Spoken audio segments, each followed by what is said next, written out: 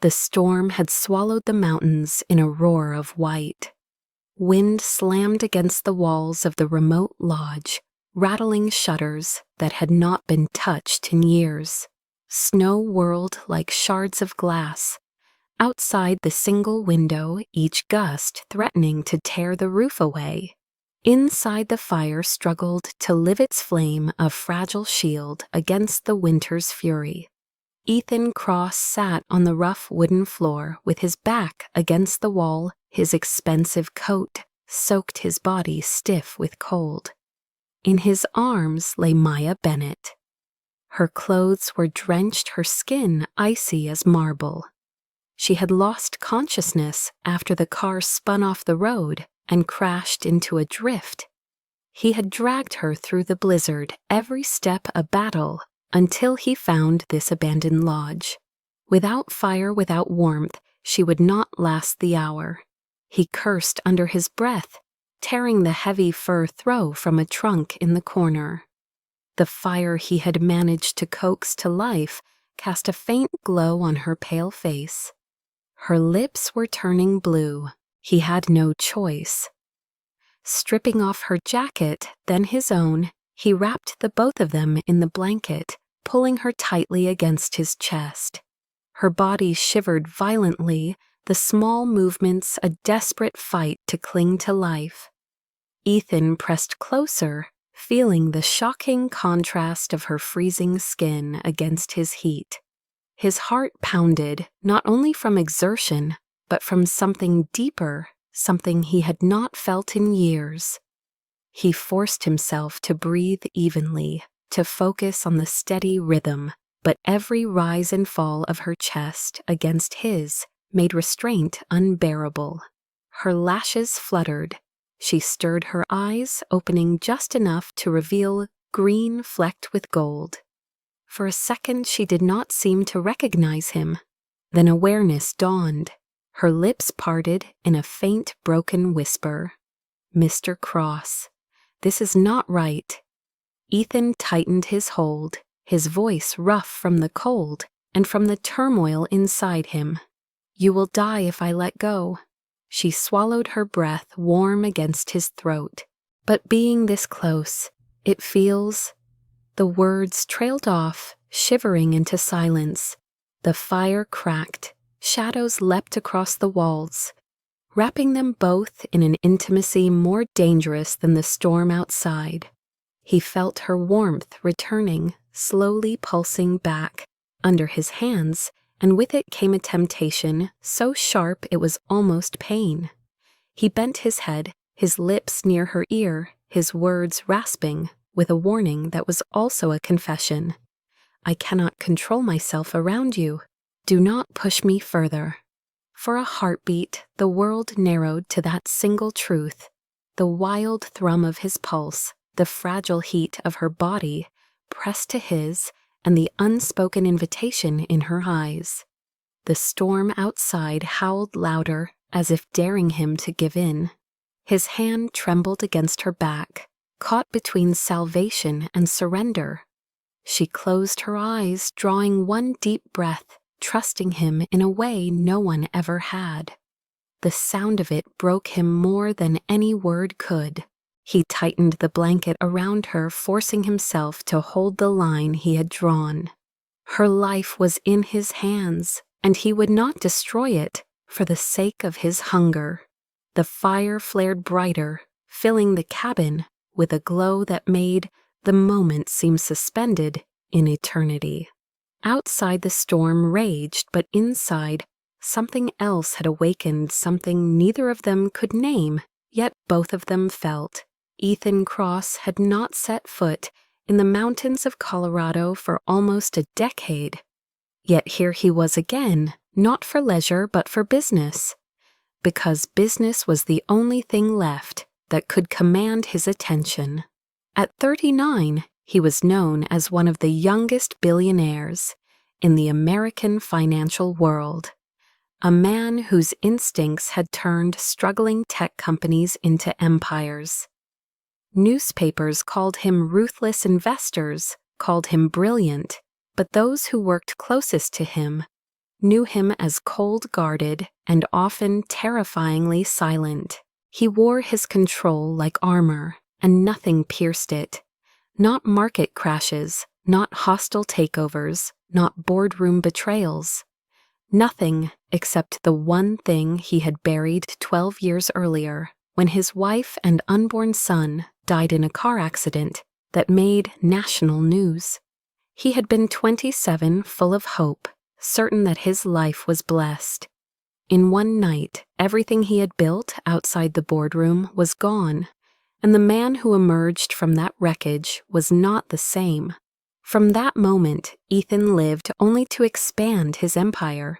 He cut ties with family, avoided personal attachments, and turned women into transactions. The idea of love was dangerous because love had proven itself to be the one force that could destroy him.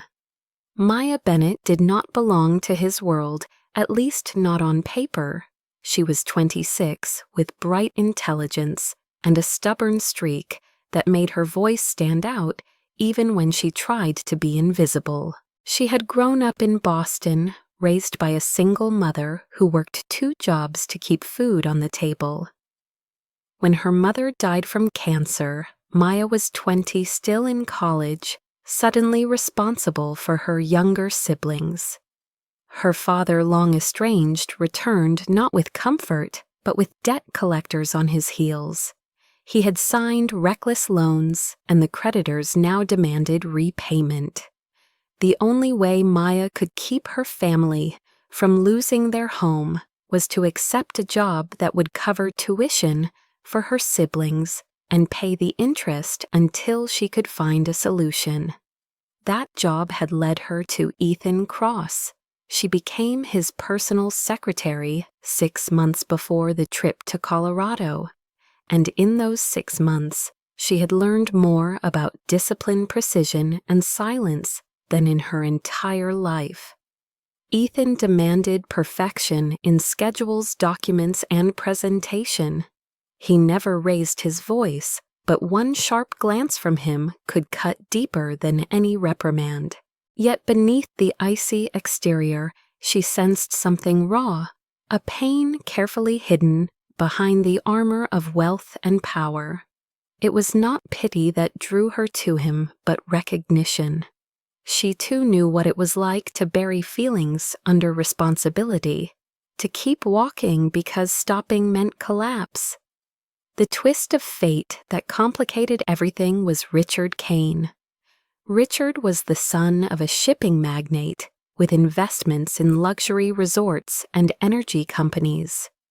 He had once courted Maya with gifts and promises, a whirlwind of glittering parties and false charm. For her father, Richard was a lifeline, offering to clear the debts in exchange for Maya's hand. The engagement had been arranged without her true consent, and though she fought it, the financial trap around her family tightened until she had no choice but to play along. She never loved Richard. She had always suspected the cruelty behind his smile, the greed behind his gestures. He was a man who saw people as assets, and in Maya he saw both a beautiful ornament and a bargaining chip. Accepting the position with Ethan was her rebellion, her way of delaying the inevitable. Ethan knew nothing about the engagement, but he knew Richard. They had crossed paths in boardrooms and auctions, 2 predators circling the same prey. Ethan had no tolerance for men who mixed personal cruelty with business, and Richard had no tolerance for anyone who challenged his entitlement. It was inevitable that the 2 would clash again. The Colorado trip was meant to be routine, a gathering of influential investors at a luxury resort in Aspen, where Ethan would secure backing for his next venture, a renewable energy project designed to rival traditional oil giants. It was bold, expensive, and risky, but Ethan believed it was the future. Investors where nervous competitors were circling, and the entire future of Cross Enterprises depended on his ability to win their trust. Maya's role was simple: manage his schedule, prepare files, and keep track of details so precise that one mistake could cost millions.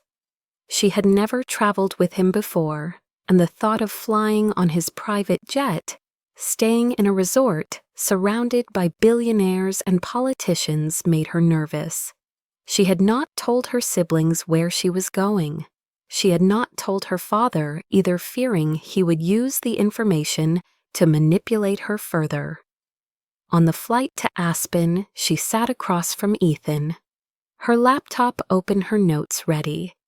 He said little, his eyes focused on the snowy peaks rising in the distance.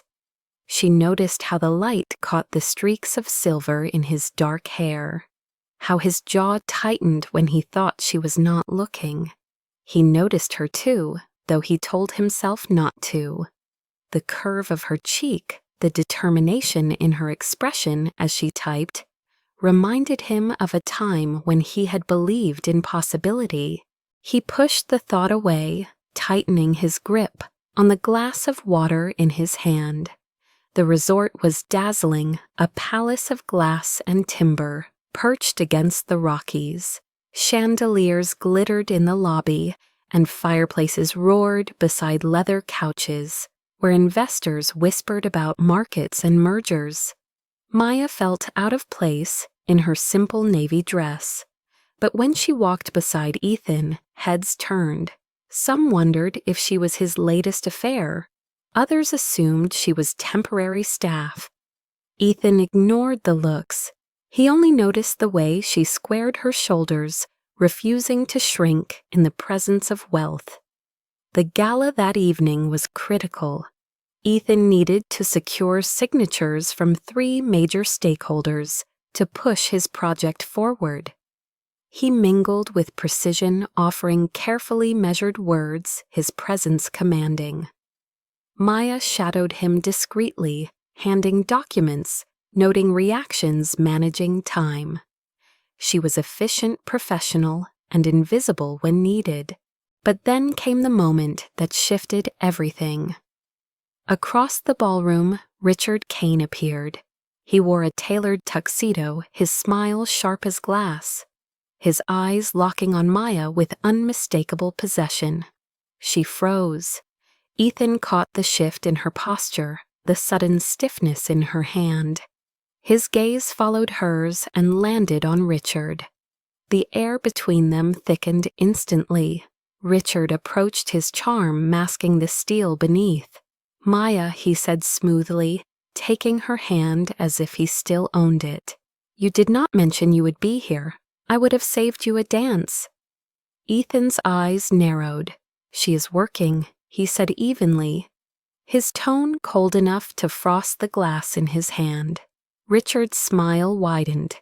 "So I see. Secretary to Ethan Cross. Quite a step down from what was planned for you, Maya. But then again, perhaps you enjoy serving powerful men." Maya pulled her hand back, her cheeks burning with humiliation and anger. "I am here for work, Richard, nothing more." Richard leaned closer, his whisper meant only for her.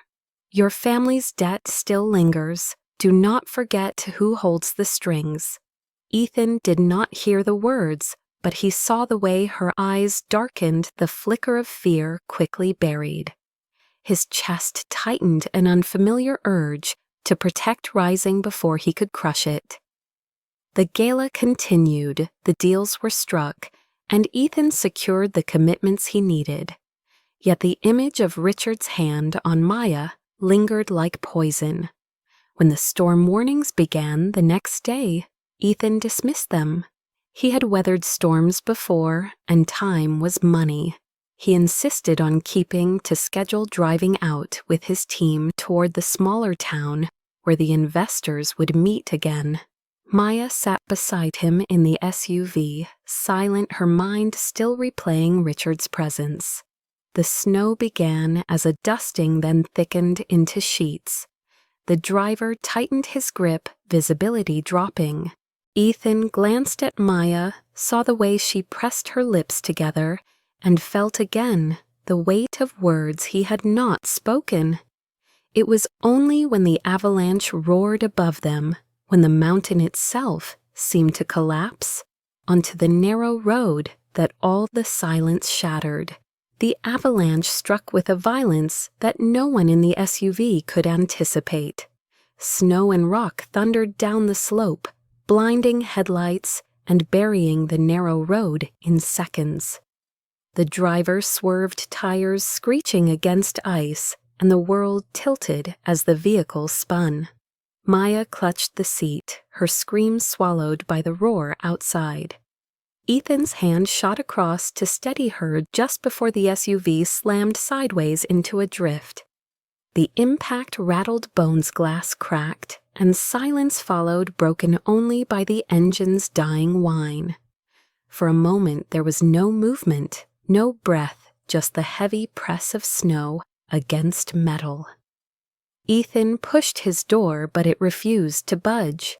He forced his shoulder against it, gritting his teeth until the frame gave way enough for him to shove through. The wind tore at him immediately, icy needles cutting his face. He turned back for Maya, pulling her out into the blizzard, his arm a shield against the gusts. The driver stumbled from the other side, shaken but alive, shouting that the radio was dead and the road impassable. Panic edged his voice as he pointed toward the mountain pass. "We need to go back before it buries us alive." But looking at the road behind, already consumed by white, it was clear there was no going back. Ethan scanned the ridgeline snow, hammering his vision. He remembered a hunting lodge, used decades ago, abandoned but still standing if fortune favored them. It was less than a mile east. A mile in this storm could be deadly, but staying in the car meant certain death if another slide came. His decision was immediate. "We head for the lodge," he ordered, his tone leaving no room for debate. The driver hesitated, then nodded, gathering a small pack of supplies before following. Ethan pulled Maya close, shouting above the wind, "Stay with me, do not let go." She knotted her teeth, chattering her fingers, clutching his arm with desperate strength. The walk was a nightmare of cold and disorientation. Snow erased the ground, the sky, even their sense of direction. Each step sank knee-deep, dragging at their limbs. Ethan bore most of Maya's weight as her strength faltered. Her lips turned pale, her breath ragged. He felt her stumble more than once, her body growing heavy against his. He spoke to her constantly, his voice rough but steady, keeping her tethered to consciousness. Just a little further. "Look at me, Maya. Stay awake. Do not close your eyes." The driver forged ahead, but soon his figure blurred into the storm. When Ethan finally spotted the dark outline of a cabin, through the snow, relief surged through him like fire. The lodge stood crooked against the slope, its roof sagging but intact shutters banging wildly in the wind. He forced the door open, the wood groaning with age, and pulled Maya inside. The driver stumbled in after them, collapsing against the wall, gasping curses into the dim air. Inside was bitter cold, but at least dry. Old furniture sat draped in dust and cobwebs, a stone hearth, yawning black at the center. Ethan laid Maya down on a rug, tearing off his gloves, moving fast.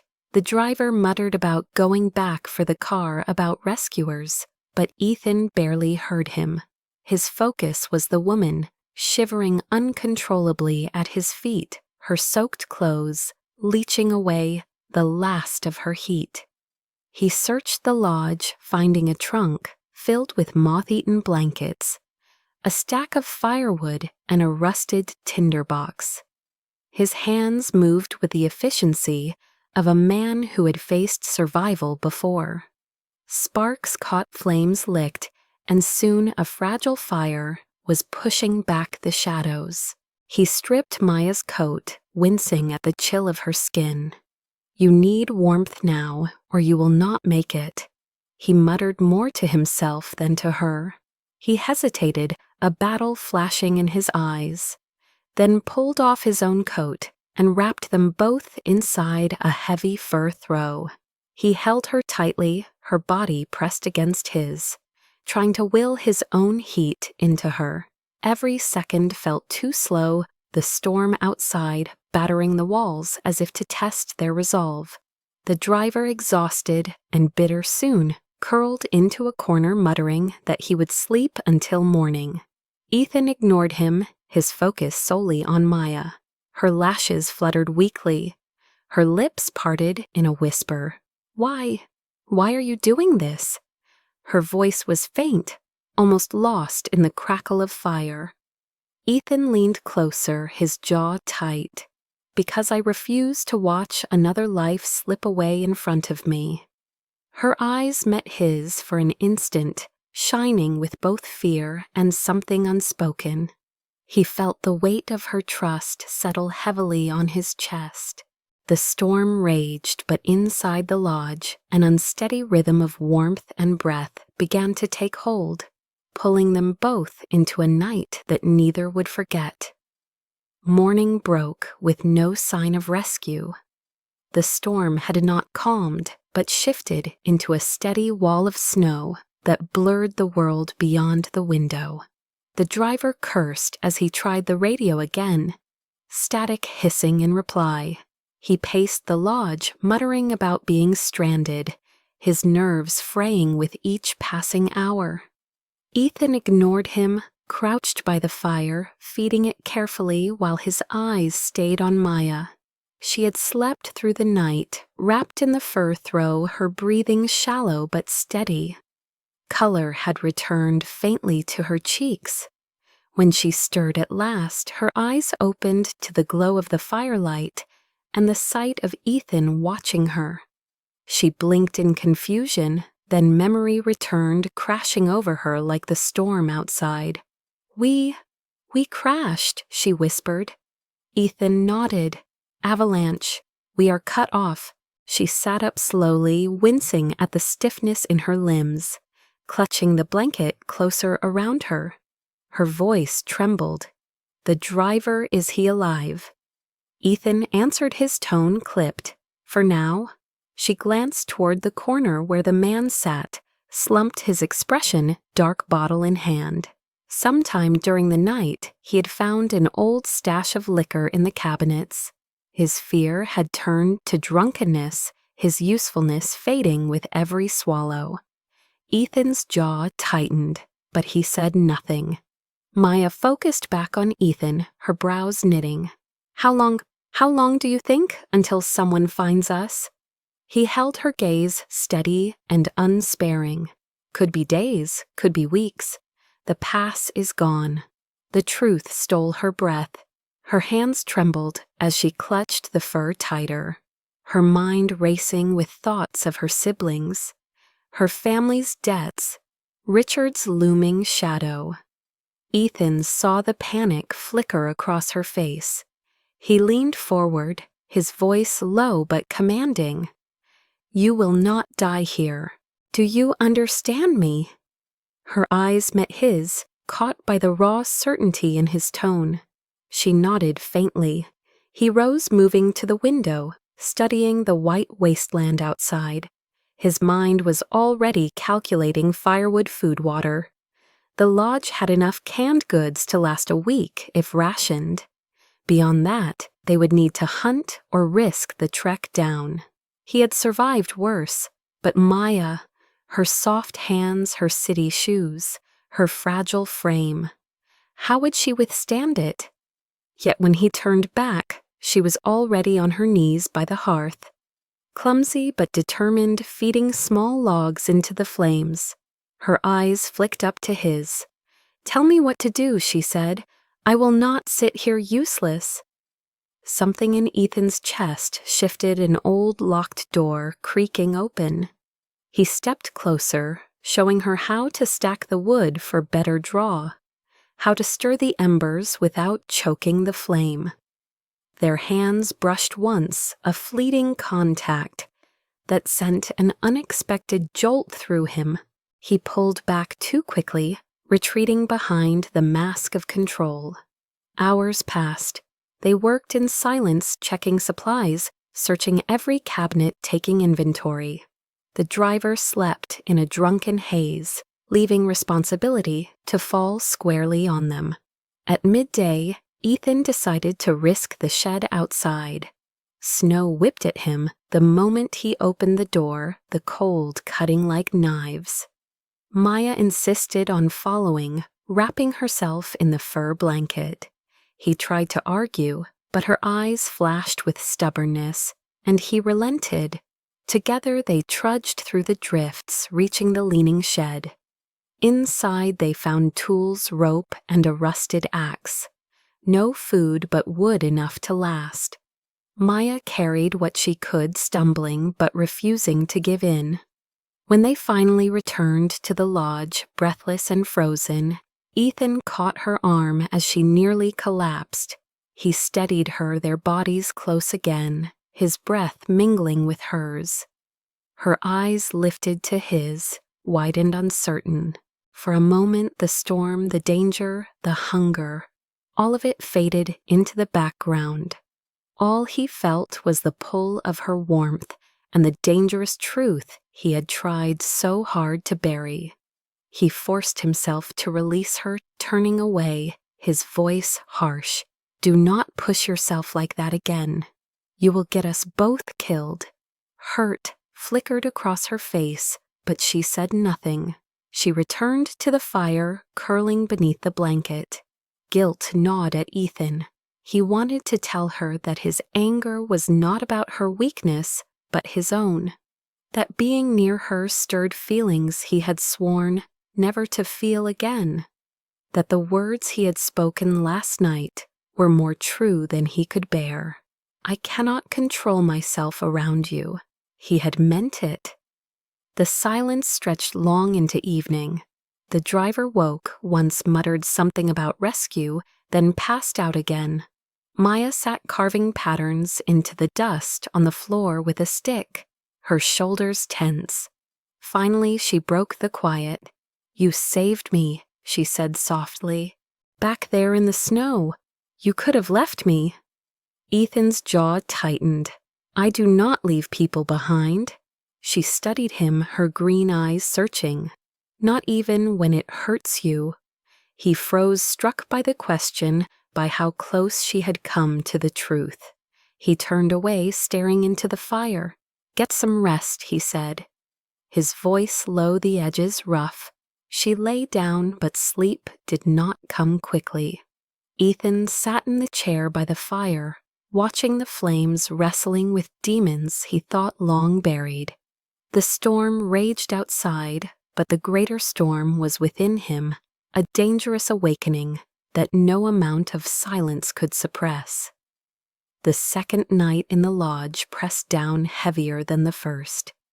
The storm showed no mercy, hammering the roof with relentless gusts, piling snow higher against the walls. Inside, the fire's glow seemed almost too warm, too intimate, casting long shadows that pulled every thought toward places Ethan refused to go.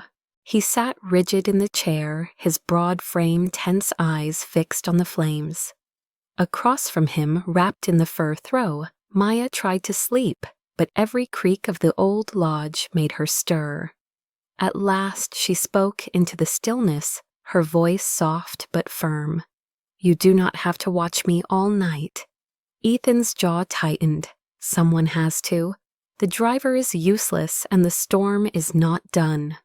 She shifted beneath the blanket, her eyes catching the firelight. "That is not the only reason. You are keeping distance because of what you said." He glanced at her sharply, but she did not flinch. Her words cut through the silence with unsettling clarity. "You told me you cannot control yourself around me." The memory of that moment burned hotter than the fire. Ethan turned away, his voice hard. Do not mistake survival for desire. I kept you alive. That is all. Her lips pressed into a line, her disappointment clear, but she said nothing more. She turned on her side, facing the wall, her shoulders trembling slightly. He told himself it was the cold, but he knew better. Hours stretched on. Ethan rose quietly, adding wood to the fire, his movements careful, controlled. He tried not to look at her, but every breath she took seemed to echo in his chest. He had built walls higher than mountains, walls of discipline and silence. Yet here in this lodge, with a storm, outside one woman's presence, threatened to bring them all crashing down. When dawn came muted and gray through the frosted window, Maya stirred again. She sat up, her hair tangled, her cheeks pale but determined. I am going to help, she announced. I cannot just sit here. Ethan's eyes narrowed. Help with what you can barely stand. With whatever you need, she said, her chin lifting. Firewood, food, anything. I will not be useless. Her defiance sparked something in him, something both infuriating and magnetic. He rose slowly, towering over her, his voice edged with steel. You think this is a game, this is survival. Every mistake out here can kill you. Do you understand? That she met his gaze without wavering. I do, and I would rather risk that than sit here waiting to be rescued like a child. For a long moment they stared at each other, the tension between them sharp enough to cut. Then Ethan exhaled, running a hand through his hair. Fine, you can help. But you follow my instructions exactly. No questions, no arguments. She nodded, relief and determination in her eyes. Together they stepped outside into the biting wind. The snow was waist deep, now the world smothered in white silence. Ethan showed her how to gather kindling from branches near the shed, how to stack it under the eaves where the snow could not bury it. She worked clumsily at first, her fingers stiff with cold, but she persisted, refusing to complain. He watched her silently, torn between admiration and frustration. Back inside, she set the wood by the hearth with a small smile of triumph. See, not useless. Ethan grunted, but his chest tightened with an unfamiliar warmth. That evening, as the wind wailed outside, they shared a thin stew of canned beans and melted snow. Maya ate quietly, then looked at him across the fire. You never asked why I was at that gala, why Richard was there. Ethan's hand stilled on his spoon. He met her eyes, unreadable. Because it does not matter. It does, she insisted, her voice trembling. He is not just an investor. He is. She stopped, swallowing the words. Ethan's gaze sharpened. He is what? Maya lowered her eyes. Nothing. Forget it. Ethan leaned back, his jaw set. He wanted to demand the truth, to pry open the secrets she guarded, but something stopped him. He knew the weight of secrets, too well knew, the scars they left when forced into the light. Instead, he said quietly, When you are ready, you will tell me. She looked up, startled by the gentleness in his tone. For a heartbeat, the air between them softened, the distance narrowing. Then Ethan pushed back his chair and stood. Get some rest, he said brusquely. We will need strength tomorrow. He turned away, retreating into the shadows, leaving Maya staring into the fire, her heart tangled with confusion. She wrapped the blanket tighter, whispering to herself words he could not hear. The storm howled on, but inside the lodge, two battles raged silently, hers. Against fear, his against desire. Both knew the fight was far from over. The third day in the mountains began with silence, the kind of heavy stillness that followed after storms spent themselves. The wind had eased, though snow still fell in soft curtains muffling every sound. The lodge seemed smaller with each passing hour, its walls pressing closer, forcing them into proximity neither could avoid. Ethan rose early, splitting wood outside with the axe they had found. His movements were sharp, controlled, each swing a way of burning the tension that had gnawed at him all night. Maya watched from the doorway, wrapped in the fur throw, her breath visible in the air. She had offered to help, but he had refused, sending her back inside with a glare that left no room for argument. Yet she lingered, unable to look away from the man whose presence filled every corner of her thoughts. When he returned, snow dusted across his hair and shoulders, she met him with a mug of hot water she had heated over the fire. "It is not coffee," she said with a small smile, "but it is warm." He took it without a word, their fingers brushing briefly as the cup passed between them. The contact sent a pulse through both of them, unspoken but undeniable. He drank, his eyes never leaving hers, then set the mug aside. "Thank you," he said at last, the words rough, as if unused to leaving his mouth. The driver stirred in the corner, grumbling, but Ethan's attention remained on Maya. She met his gaze steady, despite the heat rising in her cheeks. "You should let me do more," she said softly. "You cannot carry all of this alone." His jaw tightened. "I have carried worse." She shook her head. "That is not the point. We are here together. You do not have to be the only one fighting." Something in her tone disarmed him. He looked away, running a hand over his face. "You do not know what it costs to rely on someone," he muttered. "I know what it costs not to," she answered. The silence that followed was thick with meaning. He stood abruptly, retreating outside again, leaving her staring into the fire with questions burning behind her eyes. Later, when he returned, she surprised him by having prepared food from the canned goods. It was simple, barely more than warmed beans, but she set it before him with quiet pride. He stared at the plate, then at her, something unreadable flickering in his expression. "You did this," she nodded. "You said I needed to help. I am learning." He took a bite, the taste bland but strangely comforting. "Not bad," he said gruffly. She smiled, the small victory brightening her face. That evening, as the firelight glowed, Maya picked up one of the sticks from the woodpile and began carving clumsily with a small knife. Ethan watched silently for a while before finally speaking. "What are you doing?" She glanced up, her cheeks coloring. "Trying to make something, to pass the time." He leaned forward, taking the knife from her hand with practiced ease. "You are holding it wrong. You will cut yourself." He demonstrated his large hands guiding hers, showing her how to follow the grain of the wood. Their fingers overlapped their breaths, mingling in the narrow space between them. The world outside faded until there was only the sound of the knife scraping wood and the thunder of their own hearts. Maya's concentration faltered, and she looked up, meeting his eyes. For a moment, neither moved the fire, crackling softly. The distance between them charged with something dangerous. Ethan pulled back first, clearing his throat. "Keep practicing," he said, his voice rough. She nodded, her pulse racing, the warmth of his touch lingering long after he had withdrawn. As days passed, routines formed.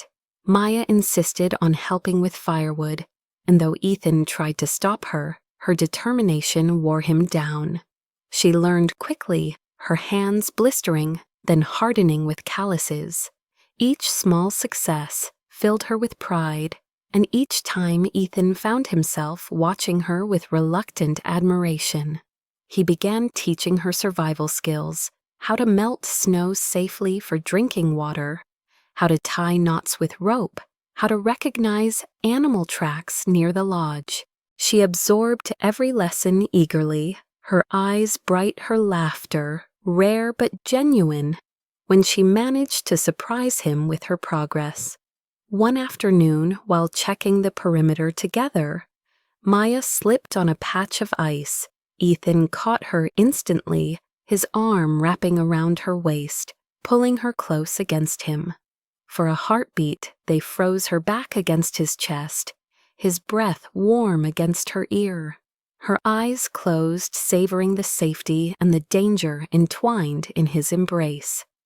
When she opened them, she whispered, "You always catch me." He stared down at her, the conflict clear in his eyes. "And I always will," he said before releasing her, and stepping back quickly, his control snapping into place again. That night, as they sat by the fire, Maya finally spoke of her past. She told him about her mother, about the debts her father left, about the engagement to Richard she never wanted. Her voice broke only once when she spoke of her younger siblings and the fear of failing them. Ethan listened in silence, his expression unreadable, but inside something stirred, a recognition of the weight she carried so much like his own. When she finished, he said quietly, "You are stronger than you know." She shook her head. "No, I am just surviving." He leaned closer, his eyes piercing hers. Survival is strength. Their gazes held a silent exchange more intimate than touch. She looked away first, her cheeks flushing, but the warmth in her chest remained. As the storm days blurred into one another, the line between necessity and choice thinned. Ethan found himself drawn to her laughter, to the way she spoke to him without fear, to the way her presence softened the edges of his solitude. Maya found herself trusting him, leaning into his steadiness, drawn to the rare glimpses of vulnerability he let slip when he thought she was not looking. The driver remained distant, a reminder of the outside world, but even his bitterness could not break the fragile bond forming between them. On the fifth night, when the wind outside softened and the firelight bathed the room in gold, Maya reached across the small space between them and placed her hand on Ethan's. His body went rigid, every instinct screaming to pull away, but he did not. He looked at her, saw the fear and hope mingled in her eyes, and something inside him gave way. He turned his hand over, entwining his fingers with hers. No words passed between them, none were needed. The fire burned, the snow fell, and in that fragile stolen moment, two hearts long starved of warmth began to beat in rhythm again. The lodge grew warmer each day. They survived not because the fire was stronger, but because the distance between them grew thinner. What began as accidental touches, shared glances, and brief brushes of hands, turned into something heavier, more dangerous, more undeniable. Maya felt it in the way Ethan's eyes lingered a second longer than necessary. When she bent over the fire, in the way his voice deepened, when he asked if she was warm enough, in the way his body tensed whenever she stood too close. Ethan fought it every moment, his self-control stretched taut as wire. He had told himself that this cabin was only survival, nothing more. Yet survival had become intimacy, and intimacy was breaking him open in ways he had not allowed for years.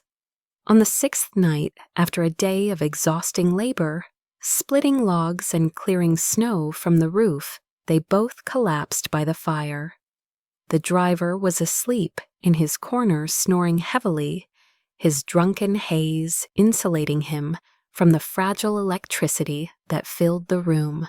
Maya stretched out her hair, falling loose around her shoulders, the firelight gilding every strand in gold. She laughed softly at something Ethan had muttered, about the futility of keeping the roof clear, the sound bright and warm in the dim room. He looked at her, really looked, and something in his chest clenched painfully. She caught his gaze, her laughter fading into silence. The fire popped sparks leaping and the air grew thick. Neither spoke, but the weight of what neither dared admit pulsed between them. Finally Maya whispered, "You are staring." His throat worked. "You make it difficult not to." Her eyes widened slightly, but instead of pulling back, she shifted closer, her knee brushing his. The touch was small, almost accidental, but the jolt it sent through both of them was anything but. Ethan clenched his fists, every muscle tight, his breath harsh. "Maya," he said, his voice hoarse, "this is dangerous." She tilted her head, her lips parting just enough to let her whisper through. "We are already in danger." The truth of it cracked through his defenses. He leaned closer, close enough to feel her breath on his face, close enough that the scent of smoke and lavender from her hair wrapped around him like a snare. For a moment the world narrowed to the space between their mouths. Then he forced himself back with a low growl, standing abruptly, running a hand through his hair like a man at war with himself. "I cannot," he muttered. "If I start, I will not stop." She rose too, her eyes never leaving his. "Then maybe you should not stop."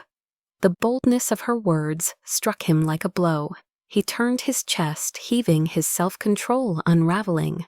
She stepped closer, her hand brushing his arm, tentative but sure. His resolve snapped. He caught her wrist, not to push her away, but to hold her still, his eyes blazing with a hunger he could no longer hide. "I warned you," he whispered, his voice trembling with restraint. She lifted her chin, defiance and desire mingling in her gaze. "And I ignored you." The fire roared, the storm outside moaned against the walls, but inside the cabin, the only storm that mattered was the one tearing through them both. His hand slid to her waist, pulling her against him, their bodies colliding with a heat that mocked the cold beyond the walls.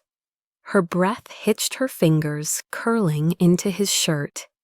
Their lips hovered trembling on the edge of surrender when the driver groaned loudly in his sleep, shifting in the corner. The spell snapped. Ethan released her abruptly, stepping back as if burned. Maya staggered, clutching the fur tighter around her shoulders, her chest rising and falling rapidly. His hands shook as he dragged them through his hair, cursing under his breath. "This cannot happen," he said, his voice harsh final. Her eyes glistened, but she did not argue. She only turned away, sinking back down by the fire. Her shoulders tense, her heart pounding with a mix of frustration and longing. The rest of the night passed in brittle silence, both of them wide awake, both consumed by the memory of almost. When dawn broke pale and cold, they rose without a word. But every glance, every movement, every breath carried the memory of that moment, the undeniable truth that survival had forged between them something more dangerous than any storm. By the 7th day, the storm had finally weakened, though the snow outside lay so deep that escape still seemed impossible. The cabin, once a prison, now felt like a fragile sanctuary, and for both Ethan and Maya, every moment spent inside it was charged with the weight of what had nearly happened between them. They spoke little, their conversations limited to survival tasks, yet beneath every word was a current neither could ignore. Ethan busied himself with repairs, checking the roof, reinforcing the shutters, venturing out for firewood. Maya shadowed him, helping where she could, refusing to be left behind. The driver, sullen and half-drunk, most days muttered bitterly about rescue and money owed, about how Cross Enterprises would never let its CEO disappear without notice. Ethan ignored him, but Maya's stomach knotted every time the man's voice turned toward greed. On the 9th morning, Ethan spotted movement in the valley through a crack in the frosted glass. 3 dark shapes on horseback trudged slowly upward against the snow. His body went rigid. He had lived too long in a world of enemies to mistake such an arrival for coincidence. He said nothing at first, only slipped his rifle into his hands and moved to the door. Maya noticed his tension instantly. "What is it?" she whispered, clutching her blanket tighter. He nodded toward the window. She followed his gaze, and when her eyes focused, her breath caught. The lead rider's posture was unmistakable, his tailored coat and polished confidence out of place in the wilderness. Richard Kane. Fear and fury tangled in her chest. Ethan glanced at her, his voice clipped. "You know him." Her lips parted, but no lie could come. "He is my fiancé," she admitted hoarsely. "By arrangement, not by choice." Ethan's jaw clenched, his eyes narrowing with lethal sharpness. "And he is here for you." She shook her head desperately. "He cannot take me. I will not go back." Ethan's expression hardened like granite. "He will not." The driver stirred from his corner, seeing the men through the window. His face lit with greed. Finally, rescue. "That man looks like money. We can bargain." Ethan turned on him with such raw fury that the man shrank back instantly. "You will say nothing." Ethan warned, his voice low and dangerous. Not a word. Outside, the riders drew closer. Ethan positioned Maya behind the heavy table, near the hearth, pressing the rifle into her hands. "If they force their way in, you aim steady. Do not hesitate." She trembled, but nodded, her eyes fierce. The knock on the door came hard, deliberate. Ethan opened it slowly, stepping into the biting cold. Richard Kane dismounted smoothly, his smile sharp, his eyes cold. "Ethan Cross," he drawled. "The newspapers said you were brilliant." "I see they forgot to add hermit and kidnapper." Ethan's face was expressionless, his voice even. "You came far through dangerous weather." Why Richard's eyes flicked past him toward the cabin where he knew she must be. "To retrieve what is mine." "Maya belongs with me." Ethan's hand tightened on the rifle, but he kept it low. "She does not belong to you. She belongs to herself." Richard laughed, a sound without warmth. "You speak like a man who has already taken what is mine. That will not stand." The 2 men behind him shifted, hands resting on pistols. Ethan's stance did not waver. "This mountain does not care about contracts or money. Walk away before you lose more than your pride." Richard's smile faltered, his polished mask slipping to reveal the cruelty beneath. "If she stays here, she will die. If she comes with me, her family's debts disappear. Tell me, Maya," he called, raising his voice so it carried inside. "Do you want to be the reason your sisters starve?" Maya stood frozen, the rifle shaking in her hands. Rage and fear battling inside her. She stepped forward, her voice clear. "I would rather starve than live as your possession. You have no power here." Richard's face darkened, his control cracking. "You will regret that," he hissed. "Cross, step aside. She comes with me, or I drag her out over your body." Ethan's eyes blazed. "Then you try." The standoff exploded in an instant. One of Richard's men drew his pistol, but Ethan's shot rang first, splintering the wood beside the man's hand. Maya raised the rifle, her aim steady, despite her pounding heart. Richard stepped back, fury and disbelief written across his face. You think you can defy me, I will ruin you. I will ruin her. Ethan's voice cut through the storm like steel. You already ruined enough. Leave this mountain or it will bury you. For a moment the world held its breath. Then Richard cursed, signaling to his men. We are not done, he spat. Enjoy your mountain while it lasts. He mounted his horse, his coat whipping in the wind, and the three riders turned back down the trail, their figures fading into the white. Ethan lowered his rifle slowly, his muscles taut with restraint. He closed the door, the slam echoing through the cabin. Maya was still trembling, the rifle clutched in her hands. He crossed the room in 2 strides, taking it gently from her and setting it aside. Her eyes filled with tears she refused to shed. He will not stop, she whispered. He will send others, he always does. Ethan cupped her face, his touch rough but steady. Then let him come.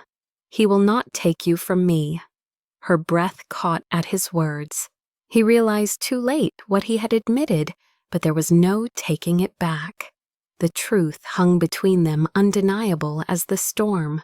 Night settled over the mountains with a suffocating weight, the kind of darkness that pressed into every corner of the cabin, leaving nothing hidden.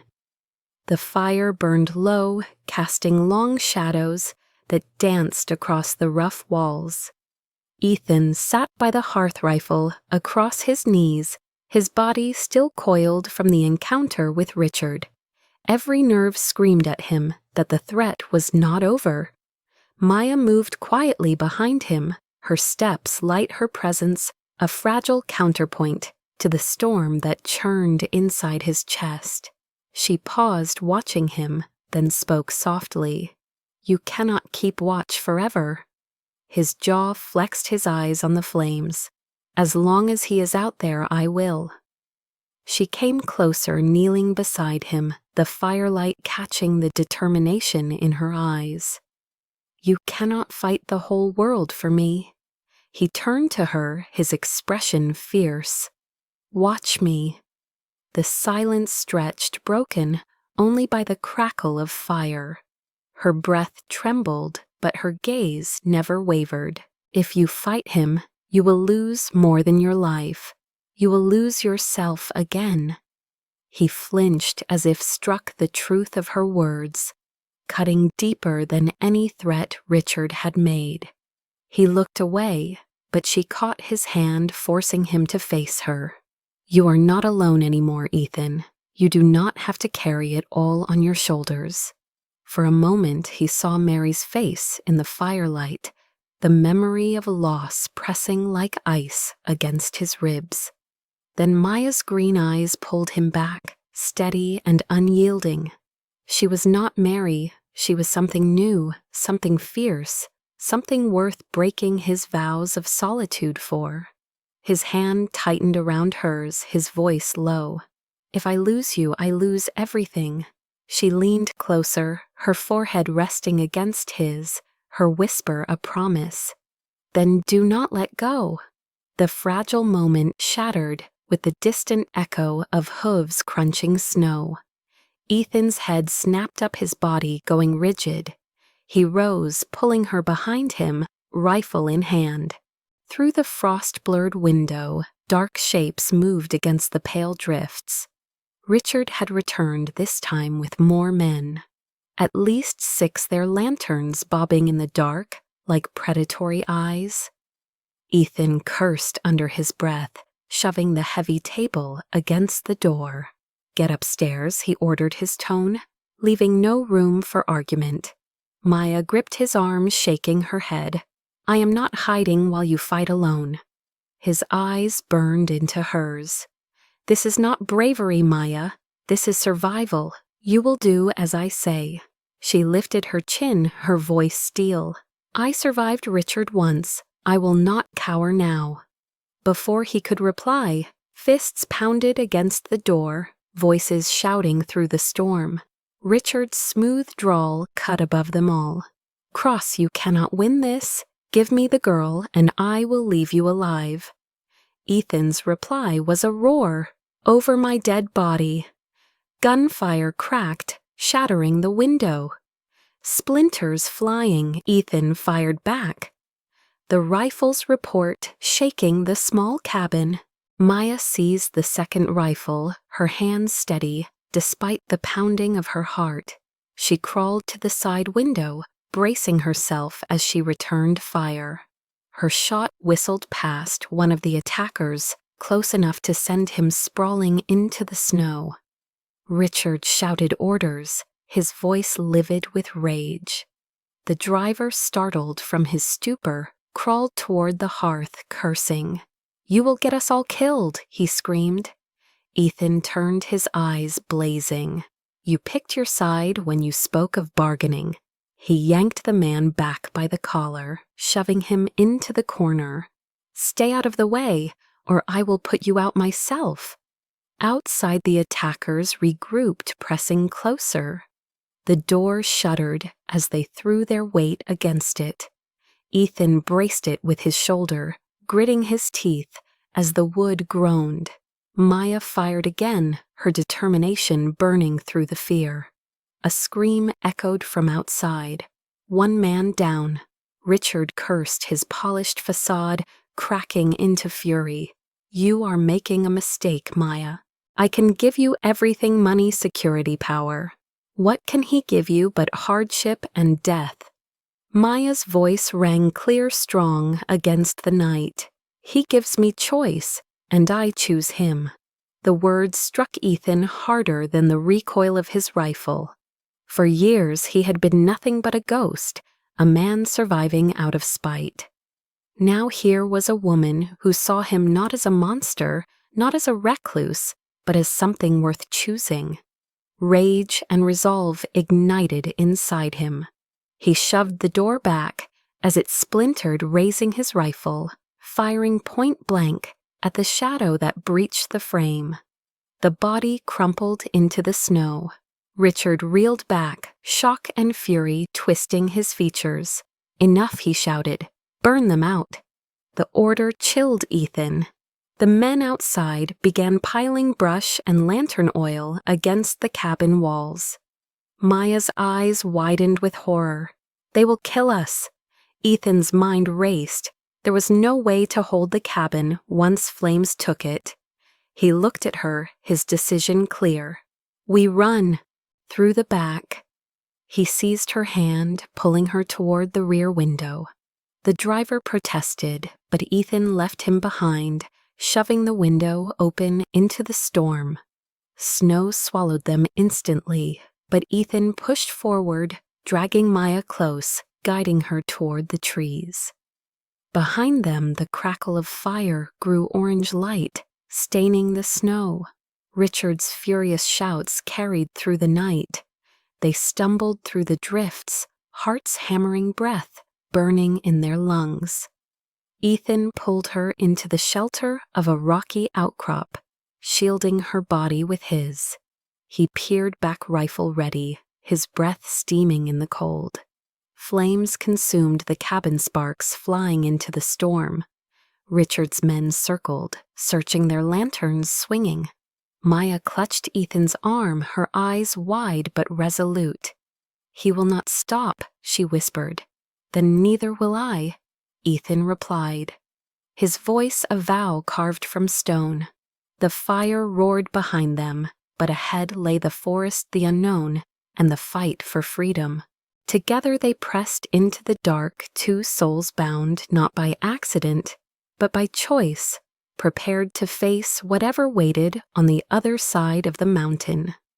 Snow muffled every sound as they pushed deeper into the forest, the flames of the burning lodge a distant glow behind them. Ethan led with sure steps, his grip firm around Maya's hand, guiding her through drifts that would have swallowed her alone. Her breath came in sharp gasps, but she refused to falter. The trees grew thick, swallowing them in shadow, hiding them from the lanterns bobbing on the slope below. They stopped at last in a narrow clearing beneath a granite ridge. Ethan pressed her back against the rock, his body shielding hers. As he scanned the darkness for movement, his breath came in white clouds, his rifle steady in his hands. Maya's chest heaved, her eyes wide but clear.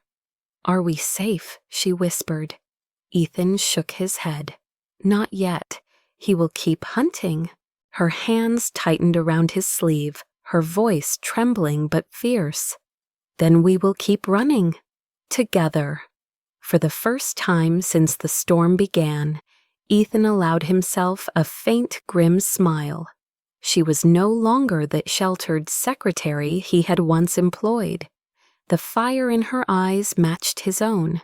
Hours passed as they crept through the woods, circling away from the burning lodge. At dawn, they reached an abandoned trapper's cabin, half buried under snow. It offered little comfort, but it was shelter. Ethan built a small fire in the hearth, while Maya curled on a pile of old furs, exhaustion finally overtaking her. He watched her as she drifted into sleep, his chest tightening with the weight of what she had chosen. She had defied Richard, risked death, and thrown her lot in with him, a man who had warned her he could not control himself. He touched her hair lightly, as if the smallest contact might shatter her.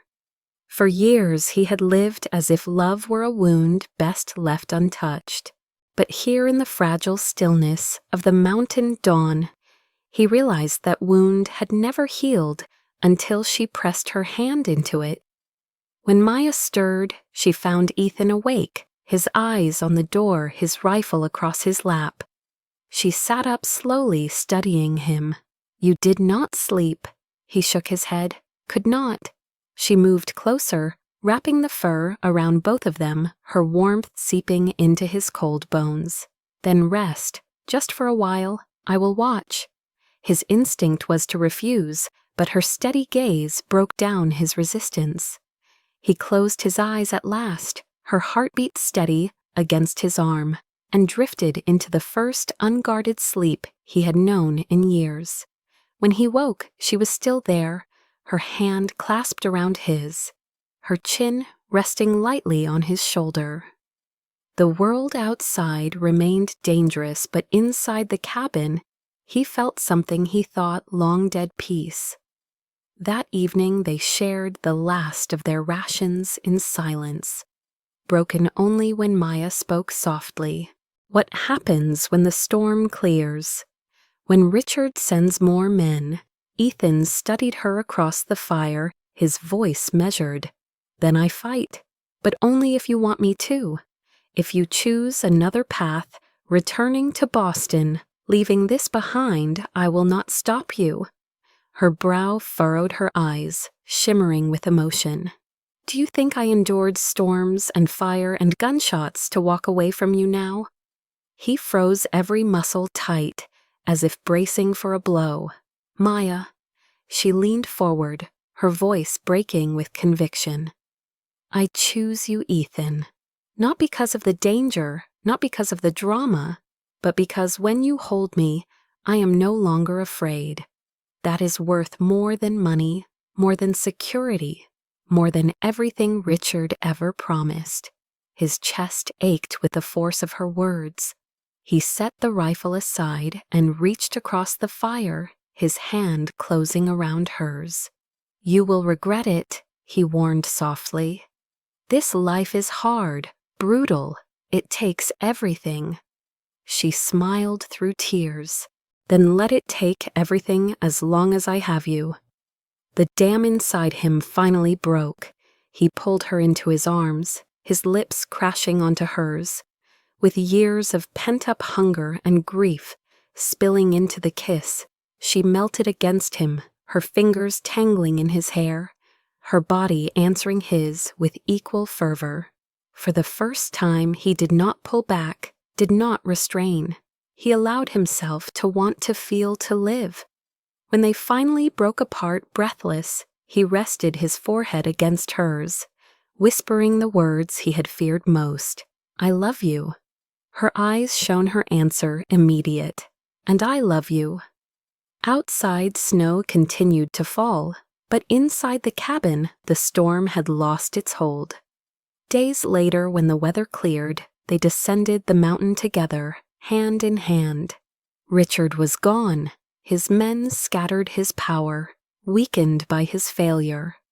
Word would spread threats might return, but neither cared.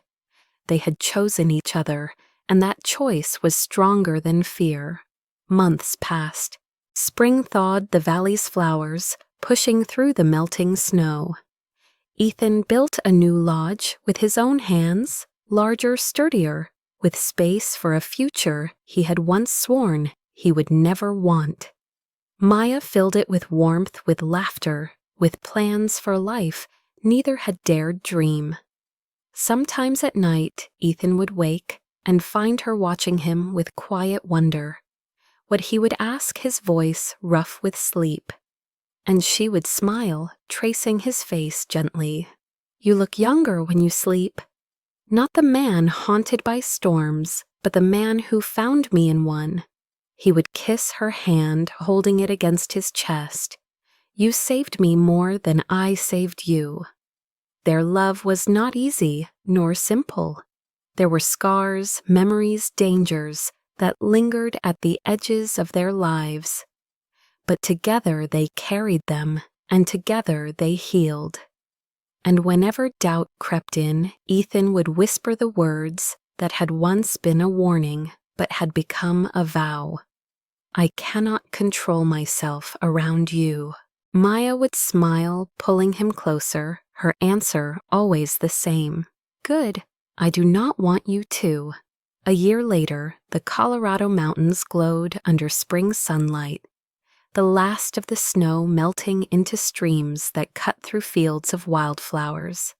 Where once a burned-out lodge had stood, a new home rose from timber and stone, larger and brighter, with wide windows that looked out over the valley. Children's laughter echoed faintly from the yard, where Maya's younger sisters now visited during long summers, their giggles carried by the wind like music. Ethan stood on the porch, his broad shoulders relaxed, watching as Maya tended the small garden she had insisted on planting. Her hair glinted auburn in the sun, her hands stained with earth, her laughter filling the air as she scolded him for staring. He grinned, a rare and unguarded expression. For years he had believed his heart buried beneath ice, incapable of more than survival. Now every sunrise felt like a gift. Maya straightened, brushing soil from her palms, and walked to him. She pressed a kiss to his cheek, her voice low. "You still look at me like you cannot believe I am real." He wrapped his arms around her, holding her close. "Because I cannot. Every day I wake up thinking I dreamed you, then you smile, and I know I am home." She leaned against him, her hand resting over the steady beat of his heart. "Home," she whispered. "That is all I ever wanted." Their lives were not free of shadows. Richard's name still surfaced in whispers from the East, his downfall a scandal in Boston's society pages. But his power was broken, his debts exposed, his influence shattered. He had fled overseas, a ghost of the man who once threatened everything. Ethan and Maya did not waste time on his memory. Their focus was on the life they were building. Ethan expanded their land-breeding horses, strong enough to thrive in the mountain terrain. Maya started a small school in the nearest town, teaching children who would have otherwise grown without letters or numbers. The people of Cedar Ridge, once wary of the reclusive billionaire, now spoke of him with respect, even gratitude. At night, when the valley was quiet and the stars stretched endless overhead, they lay together in the wide bed Ethan had built with his own hands. Maya would curl against him, tracing idle patterns on his chest, her whispers a blend of love and mischief. "You warned me once," she would say softly. "You told me you could not control yourself around me." Ethan would smile, pulling her closer. "I still cannot, and I never will." She would laugh, kissing him, with the same fierceness that had carried them through storms and fire. Sometimes she would add her voice, teasing, but true good. "I never wanted control. I only wanted you." And in the dark, with the mountains guarding them and the wolves howling at a distance, Ethan would know with certainty that some warnings were not barriers but invitations. Years later, when their daughter asked how they had met, Maya told the story with warmth, her voice weaving storms and danger into a tale of courage and choice. Ethan would listen quietly, his arm draped around his wife, his gaze soft. When the child asked if it was scary, Maya would nod. "Yes, but love is always a little scary. That is how you know it is real." Ethan would add his voice low and steady. "The storm tried to take everything. Instead, it gave me her." And Maya, smiling through tears, would kiss him in front of their child, unashamed, unafraid. The past had scarred them, but it no longer defined them. What defined them now was the life they chose each day. The laughter, the work, the kisses stolen in the kitchen, the quiet moments when words were unnecessary. The warning that once carried fear had become a promise, etched into every heartbeat they shared. "I cannot control myself around you," Ethan would whisper, even decades later, when his hair had gone silver and their hands were worn from years of work. And Maya, still fierce, still his, would answer, as she always had, "Good, I would not want you to." The mountains stood eternal around them, witnesses to their storms, their battles, their healing. And in their shadow, two lives entwined, not by accident, not by fate, but by a choice made again and again, to love without fear, to risk without regret, to live fully, wildly, uncontrollably, in each other's arms.